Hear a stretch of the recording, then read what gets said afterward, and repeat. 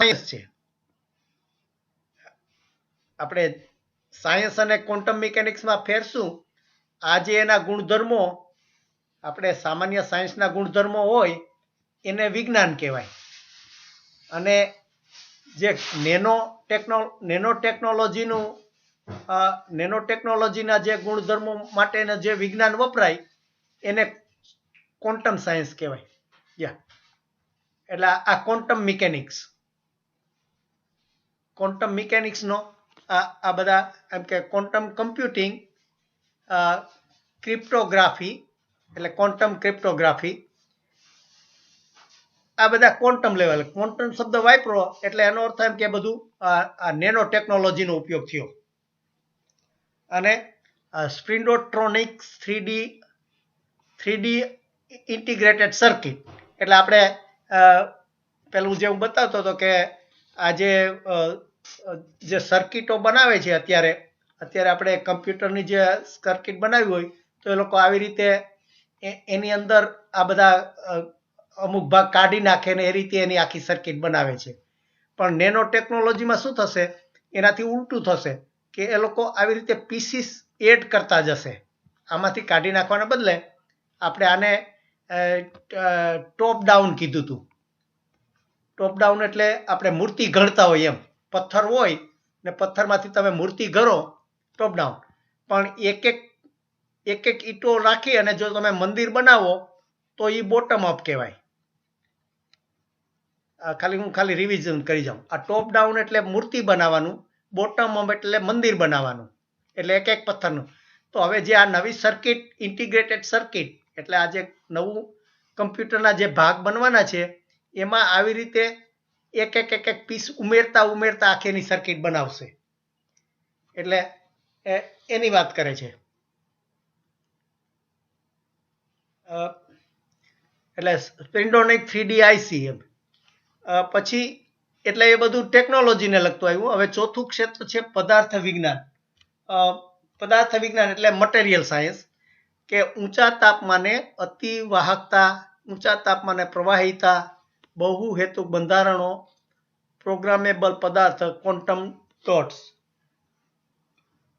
આ જે લિસ્ટ કર્યું છે એમાં શું છે, super conductivity at high temperature.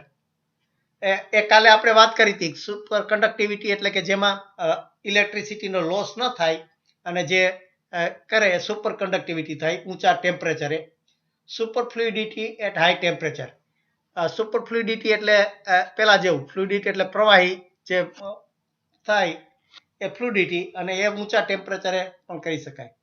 પછી મલ્ટી ફંક્શન સ્ટ્રક્ચર એટલે બહુ હેતુક બંધારણ, એટલે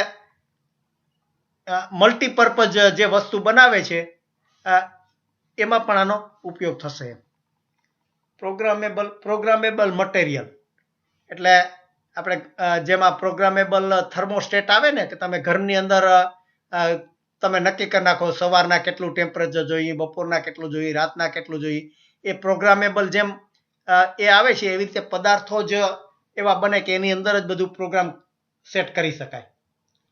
અને ક્વોન્ટમ ડાટ્સ. હવે ક્વોન્ટમ ડાટ્સ એટલે હું ખબર નથી, એ પછી આપણે પહેલામાં જોશું.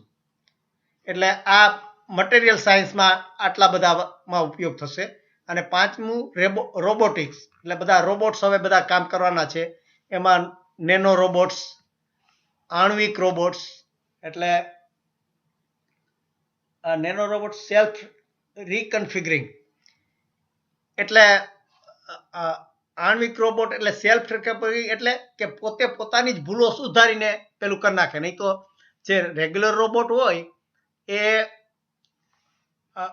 છો ને તમે ઓનલાઈન તારાબેન, તમારો અવાજ નથી સંભળાતો. હે ના, બહુ ધીમો આવે છે તમારો, બહુ ઊંડેથી અવાજ આવે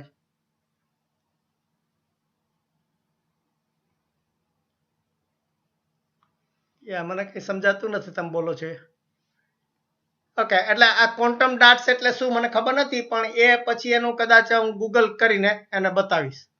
અને આ રોબોટિક્સમાં આ બધી જાતના જે રોબોટ્સ છે, હવે રોબોટ પોતે જ એમ કે એ પોતાની ભૂલો સુધારીને કરેક્શન કરી શકશે એવા રોબોટ આવશે. એને સેલ્ફ કન્ફિગરેશનના રોબોટ કહેવાય. પછી પછી હે હવે અવાજ આવ્યો તમારો બરોબર. તોય તમારો અવાજ ખબર નહીં પાછો કેમ બંધ થઈ ગયો.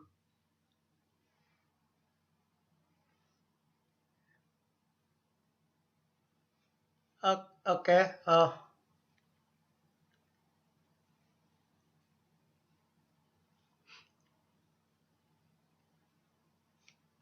હે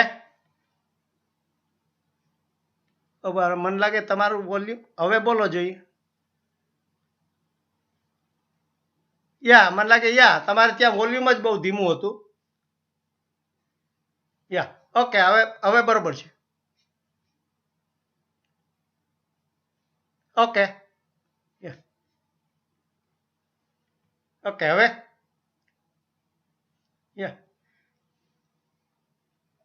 એટલે આ બધી જે નવી વસ્તુ છે એના નામ એટલે હું કદાચ ક્લાસમાં એ લોકોને આના ગૂગલ કરી અને બધું આ સ્વામ રોબોટિક્સ એટલે શું ને આણ્વિક રોબોટ એટલે શું સેલ્ફ કોન્ફિગરેશન એના વિશે થોડું વધારે માહિતી ત્યારે આપીશ ક્લાસમાં. હા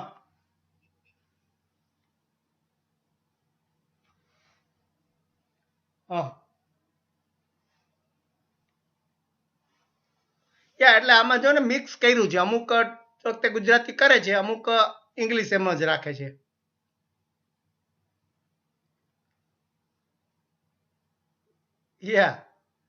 ઓકે એટલે પછી આમાં અન્ય એટલે બીજામાં શું છે કે પ્રોજેક્ટર ફોન કઈ ખબર નથી. સ્વયં સંચાલિત રેલવે વ્યવહાર એટલે ઓટોમેટિક ટ્રેન ઓપરેશન એ પણ એમાં પણ ઉપયોગ આવશે. એટલે ચાલક વગરની કાર એટલે આપણે જે અત્યારે ડ્રાઈવરલેસ કાર છે ને, સેલ્ફ ડ્રાઇવિંગ કાર. પછી સુપરસોનિક પરિવહન એટલે સુપરસોનિક ટ્રાન્સપોર્ટેશન એટલે આપણે જે અત્યારે ઝડપથી યુરોપમાં 5 કલાકમાં પહોંચી જવાય એવું બધું અત્યારે જે સુપરસોનિક પેલાનું ચાલે છે. પછી ચુંબકી રેફ્રિજરેટર અને મેગ્નેટિક રેફ્રિજરેશન એટલે ખબર નહીં એમાં એટલે કેવી રીતે થશે.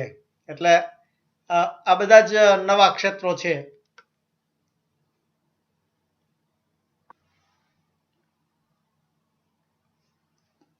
ખબર નહીં તમારો અવાજ બહુ કેમ ધીમો થઈ જાય છે પાછો વચ્ચે વચ્ચે. અત્યારે મેં જુઓ જોઈ તમારે વોલ્યુમ વધારો જોઈ ત્યાં હે ઓકે ખબર નહીં તો આજે કંઈક વચ્ચે બ્લોક થતું જાય છે. પણ ઓકે એટલે 8મું સેક્શન આ રીતે પૂરું થયું.